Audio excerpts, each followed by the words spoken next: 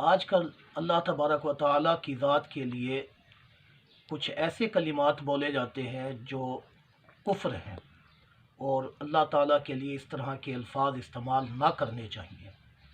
میں پہلے وہ الفاظ ذکر کرتا ہوں، بعد میں اس کی وضاحت کروں گا، اور آپ بھی کہیں گے کہ واقعی ایسا ہے کہ ہمیں رب کائنات کے لیے اس طرح کے الفاظ نہیں کہنے چاہیے۔ ایک لفظ تو بولا جاتا ہے کہ اوپر والا دیکھ رہا ہے، ایک جملہ بولا جاتا ہے کہ اللہ کو حاضر و ناظر جان کے میں یہ بات کر رہا ہوں، ایک جملہ بولا جاتا ہے کہ اوپر خدا اور نیچے تم میرے جو ہے وہ ہم درد ہو اور سمجھتے ہو اور جانتے ہو۔ یہاں پر یاد رکھیے کہ اس مسئلے کی وضاحت سے پہلے میں ایک عقیدہ بیان کرنا چاہتا ہوں، وہ یہ ہے کہ اللہ تعالیٰ جل شانہ کی ذات میں اور اس کی صفات میں تبدیلی نہیں ہو سکتی، یعنی وہ جیسا تھا ویسا ہے ویسا رہے گا، اس کی ذات میں کوئی تبدیلی نہیں ہو سکتی۔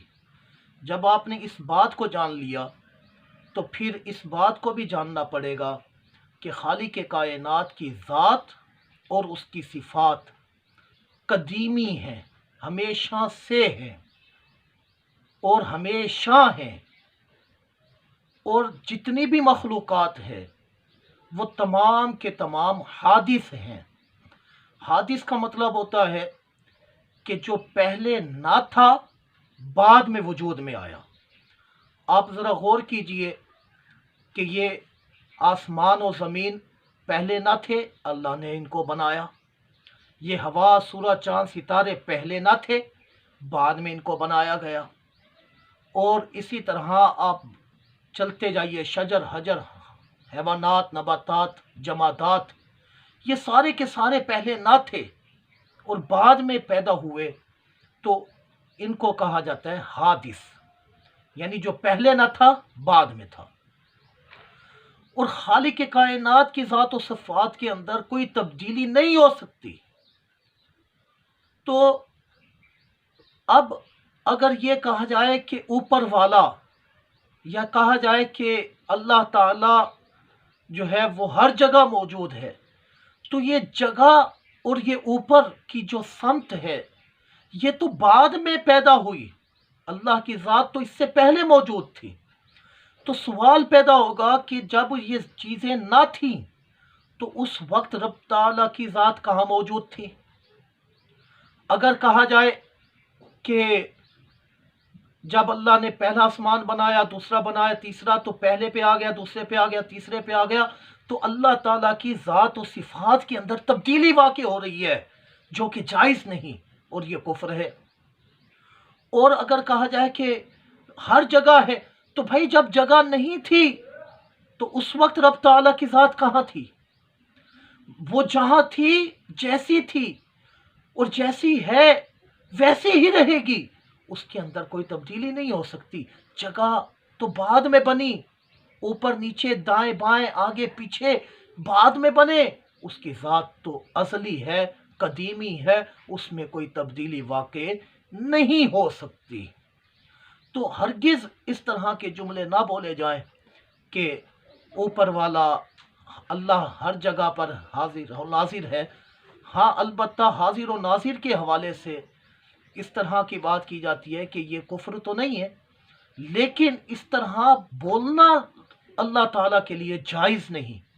اس کی جگہ کہا جائے کہ اللہ تعالیٰ جو ہے وہ سمیع ہے، بصیر ہے، شہید ہے، وہ دیکھ رہا ہے اور اس کے سامنے ہے سب کچھ۔ اگر کوئی شخص آپ سے پوچھتا ہے کہ اللہ تعالیٰ کہاں ہے، تو پھر اس کو کہا جاتا ہے کہ ہر موجود اللہ کے سامنے ہے اور وہ ہر موجود کو دیکھ رہا ہے، ہر موجود اس کے سامنے ہے۔ کہاں سے دیکھ رہا ہے یہ اس کی شان ہے، اس میں یہ ہماری عقلوں کے اندر نہیں آ سکتا۔ لہذا ہمیں یہ اعتقاد رکھنا چاہیے، ہمیں یہ عقیدہ رکھنا چاہیے کہ رب کائنات جل شانہ کی ذات ازل سے ہے، ہمیشہ ہے، ہمیشہ رہے گی اور یہ تمام کائنات جو ہے یہ فنا ہو جائے گی، تو اس سے بھی ثابت ہوتا ہے، سوال ہوتا ہے کہ اگر جب یہ کائنات فنا ہو جائے گی تو اس وقت رب تعالیٰ کہاں ہوگا؟ بھئی وہ تو وہی ہوگا کہ جہاں ہے۔ لہذا ان صفات کے ساتھ اللہ تعالیٰ کی صفت کو بیان کرنا جائز نہیں ہے، یقیناً کفر ہوگا۔ ہم یہ نہیں کہہ سکتے کہ جناب ہر جگہ ہے، تو جب جگہ نہیں ہوگی تو اس وقت کہاں ہوگا؟ دیکھیں جی، یہ سوال پیدا ہوتا ہے۔ خالق کائنات ہمیں حق بات کو سمجھنے کی توفیق عطا فرمائے۔ ہرگز ایسا نہ بولا جائے، ہمیشہ اللہ تعالیٰ جل شانہ کی جو صفات ہے وہ مخلوق کی صفت ہو سکتی ہے، اور جو مخلوق کی صفات ہے یاد رکھیے وہ اللہ تعالیٰ کی صفت نہیں ہو سکتی۔ مخلوق کی صفت یعنی کھانا پینا جاگنا تھکنا سونا، یہ اللہ کی صفات نہیں ہو سکتی۔ اور جگہ کسے کہتے ہیں؟ جگہ کہتے ہیں جو لمبی ہو چوڑی ہو گہری ہو، یعنی جو طول عرض عمق کو قبول کرے۔ اور رب تعالیٰ کی ذات جو ہے نہ وہ طول کو قبول کرتی ہے، نہ عرض کو قبول کرتی ہے، نہ عمق یعنی گہرائی کو قبول کرتی ہے۔ تو جسم کے اندر یہ صفت ہے کہ یہ جگہ پر ہوتا ہے۔ اب جتنے بھی اجسام دیکھ لیں گے وہ کسی نہ کسی جگہ پر موجود ہوں گے، اور رب کائنات جل شانہ جسم سے بھی پاک ہے اور جسمانیت سے بھی پاک ہے۔ اللہ تعالی حق بات کو سمجھنے کی توفیق عطا فرمائے۔